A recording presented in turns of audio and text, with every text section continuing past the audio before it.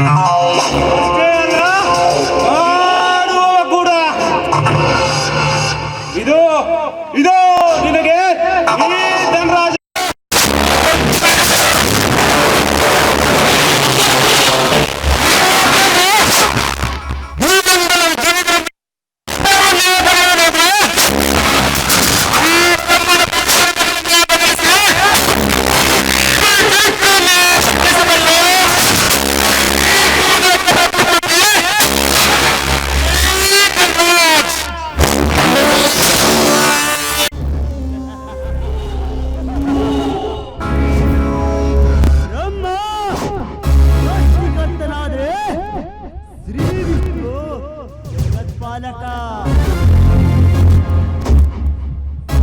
ಜೀವಿಗಳಿಗೆ ಬರುವ ಕಷ್ಟಗಳನ್ನು ದೂರ ಮಾಡುವವ,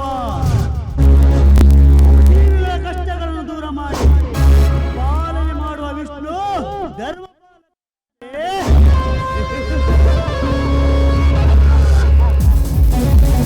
ಈ ಸೂರ್ಯನ ಉತ್ತರ ಕಿರಣ ಬೀರಿದರೆ ಸಾಕು, ಯಾವುದೇ ಸುಖದ ಸುಪ್ಪತ್ತಿಗೆಲ್ಲಿರೋರು ದುಃಖದ ಮಡಿದಲ್ಲಿ ನೂಕಬಲ್ಲ ಚಾತುರ್ಯತೆ ಈ ಸೂರ್ಯನಲ್ಲಿದೆ.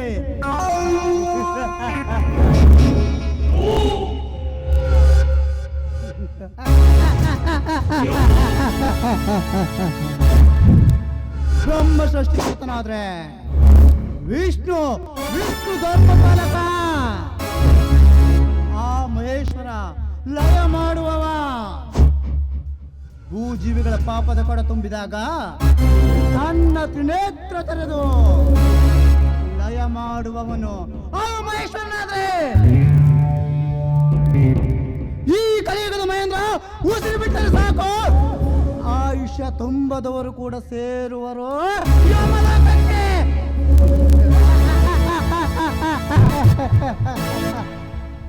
ಸ್ಮಗ್ಲಿಂಗ್, ಕೋಟ ನೋಟು, ಹೆಣ್ಣಿನ ವ್ಯಾಪಾರ, ಇದು ನಮ್ಮ ವ್ಯವಹಾರ. ಇದಕ್ಕೆ ಯಾರಾದ್ರೂ ಆಟ ಬಂದ್ರೆ ಕ್ಷಣ ಮಾತ್ರದಲ್ಲಿ ಆಗುವುದು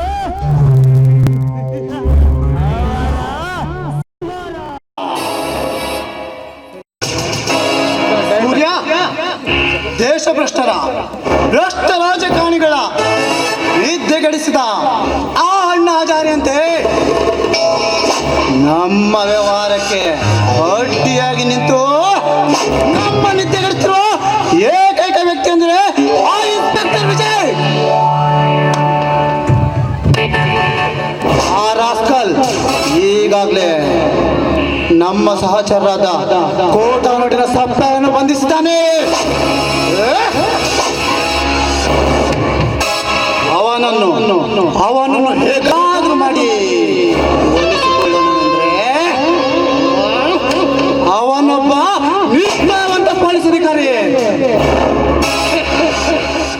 ಅವನನ್ನು ಹೀಗೆ ಬೆಳೆಯಕ್ಕೆ ಬಿಟ್ರೆ ನಮಗೆ ಉಳಿಗಾಲವಿಲ್ಲ ಸೂರ್ಯ, ಉಳಿಗಾಲವಿಲ್ಲ.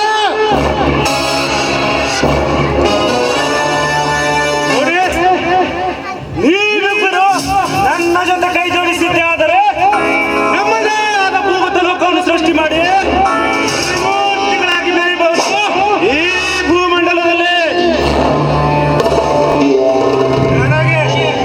ನನಗೆ ಕೆಲವು ರಾಜಕಾರಣಿಗಳ ಪರಿಚಯದಿಂದ ಜೀವನ ಸಾಗಿಸ್ತಾ ಇದ್ದೇನೆ.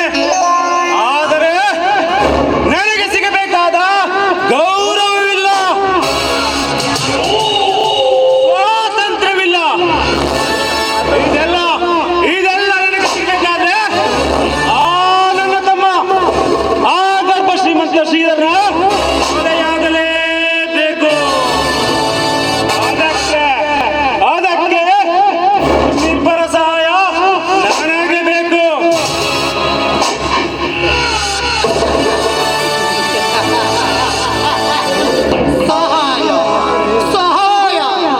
ಸಹಾಯ ಮಾಡುವುದಿಲ್ಲ ಈ ಜೋಡಿ ಹುಡುಗರು. ಎತ್ತಿನ ಕೈ ನಿನ್ನ ಜೊತೆ ಕೈ ಜೋಡಿಸುವುದರಿಂದ ನಮಗೇನು ಲಾಭ?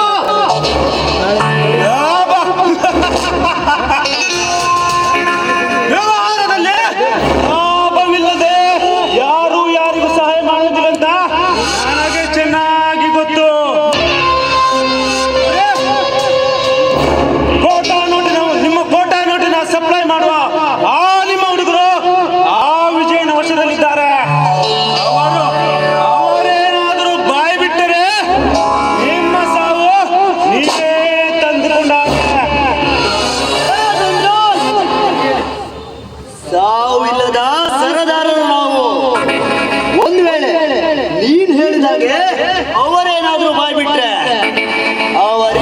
ಜೊತೆಯಲ್ಲಿ ಆ ಇನ್ಸ್ಪೆಕ್ಟರ್ ವಿಜಯನಿಗೂ ಗುಂಡಿಟ್ಟು ಗುಂಡಿ ತೋಡಿ ಅವನ ಸಮಾಧಿಯ ಮೇಲೆ ನಮ್ಮ ಕನಸಿನ ಗೋಪುರ ಕಟ್ಟಿ ಮಹಾರಾಜರಂತೆ ಮೆರೆಯು.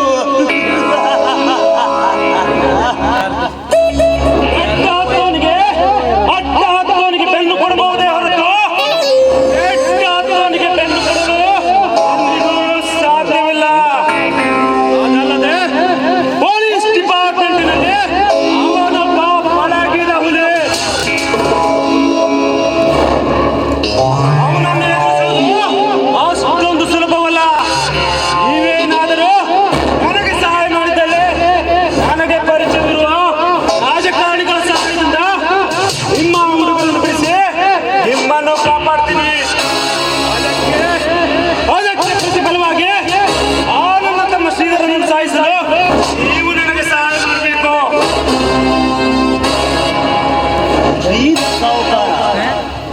ನಿನ್ನ ತಮ್ಮ ಅವನಿಗೊಬ್ಳು ಮಗಳಿರ್ಬೇಕಲ್ಲ. ಅರ್ಚನ!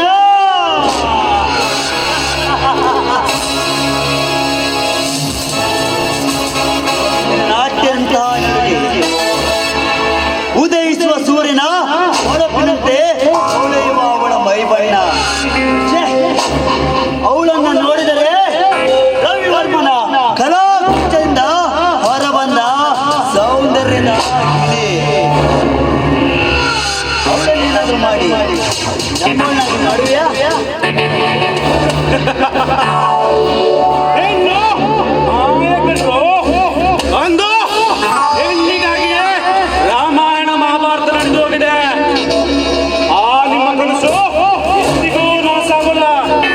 ಯಾಕೆಂದ್ರೆ ವ್ಯವಹಾರದಲ್ಲಿ ಸ್ವಂತ ಅಣ್ಣನನ್ನೇ ಲೆಕ್ಕ ಕೇಳಿದ ದುರಾತ್ಮನು. ಲೆಕ್ಕ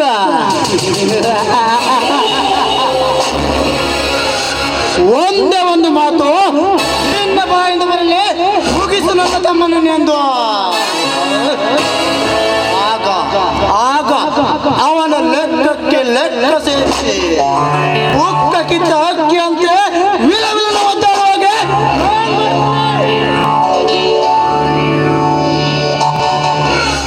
ನೋಡಿ, ಮೊದಲು ನೀವು ಉಪಾಯದಿಂದ ಆ ನನ್ನ ತಮ್ಮ ಶ್ರೀರನ್ನು ಮುಗಿಸಿ ಅವನ ಸಕಲ ಆಸ್ತಿಗೂ ನನ್ನನ್ನೇ ಒಡೆಯನನ್ನಾಗಿ ಮಾಡಿದ್ರೆ ನಾನು ನಿಮ್ಮ ಆಸೆಯನ್ನು ಪೂರೈಸುತ್ತೇನೆ. ನಿನಗೆ ನಿನ್ನ ತಮ್ಮನ ಸಾಯಿಸಿ ಸಕಲ ಆಸ್ತಿಗೆ ಒಡೆಯನಾಗುವ ಆಸೆ. ಆದ್ರೆ ನಮ್ಮಿಬ್ಬರಿಗೂ ತಮ್ಮನ ಮಗಳು ಅರ್ಚನಾ ಜೊತೆ ಅರ್ಚನೆ ಮಾಡೋ ಆಸೆ. ಅರ್ಚನ ಮುಳ್ಳಿನಲ್ಲಿ ಬೆಳೆದ ಗುಲಾಬಿ ಅವಳು. ಅವಳ ಸೌಂದರ್ಯದ ವರ್ಣನೆಯನ್ನು ಕವಿಗಳು ತಮ್ಮ ಶಬ್ದ ಭಂಡಾರದ ಎಲ್ಲ ಶಬ್ದಗಳನ್ನು ಉಪಯೋಗಿಸಿ ಬರೆದರೂ ಸಹ ಮುಗಿಯಲಾರದು ಅವಳ ಸೌಂದರ್ಯದ ವರ್ಣನೆ.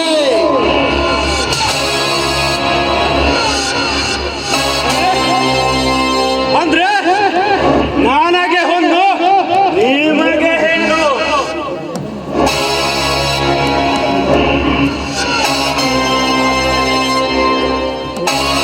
ನೀವು ಬಂದಾಗೆ ಒಂದು ಹೆಣ್ಣು ಜಿಂಕೆಗಾಗಿ ಆ ಜಿಂಕೆಯನ್ನು ಬೇಟೆಯಾಡುವುದೇ ನಿಮ್ಮ ಗುರಿ. ಸಕಲ ಸಕಲ ಆಸ್ತಿ ಐಶ್ವರ್ಯವನ್ನು ಪಡೆಯುವುದೇ ನನ್ನ ಗುರಿ. ಆದ್ರೆ ನೀವಿಬ್ಬರು ಒಂದೇ ಹಣ್ಣನ್ನು ತಿನ್ನುವುದ ಆಶ್ಚರ್ಯವಾಗಿದೆಯಪ್ಪ. ಕಾಗಿಗೆ ಒಂದೇ ಖಂಡಿತರು ಕುಕ್ಕಿ ತಿನ್ನುವುದು ತನಗೆ ಬೇಕಾದ ಆದ್ರೆ ನಮ್ಮಿಬ್ಬರ ಜೀವ ಬೇರೆ ಆದ್ರೂ ದೇಹ ಒಂದೇ, ಗುರಿನೂ ಒಂದೇ, ಬಯಕೆನೂ ಒಂದೇ. ಯಾಕಂದ್ರೆ ನಾವಿಬ್ಬರು ಒಂದೇ.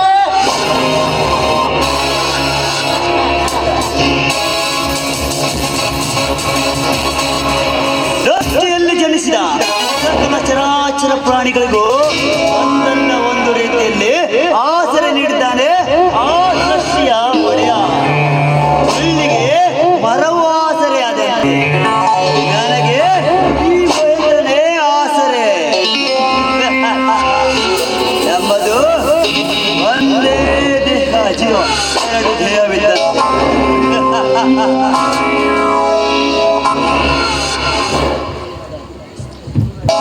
ನನ್ನ ನಿಮ್ಮ ದಾರಿ ಬೇರೆ ಬೇರೆ ಆದ್ರೂ ಗುರಿ ಮಾತ್ರ ಒಂದೇ. ನಾವು ಕಂಡಿಟ್ಟಿರುವುದು ಒಂದೇ ಗೂಡಿನ ಮೇಲೆ. ಗೂಡು ನನ್ನದು, ಗೂಡಿನಲ್ಲಿರುವ ಸುಂದರ ನಿಮ್ಮದು.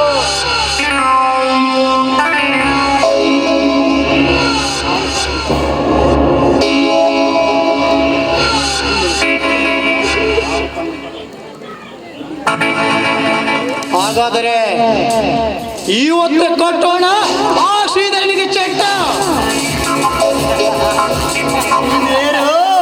ಅರಮನೆಯ ಪಟ್ಟ ನಾವೇ ಇವು. ಸುಂದರಿ ಅರ್ಚನಾಳ ಸೌಂದರ್ಯದ ಬೆಟ್ಟ.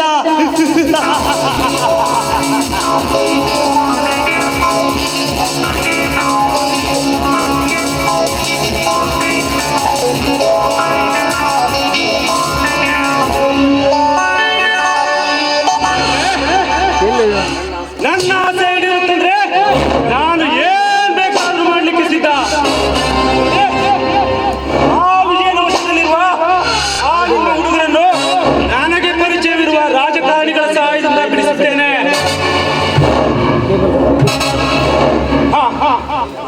ಈ ನಮ್ಮ ಕಾರ್ಯಕ್ಕೆ ಕೈ ಹಾಕುವ ಮೊದಲು ನಮ್ಮ ಕ್ಲಬ್ನ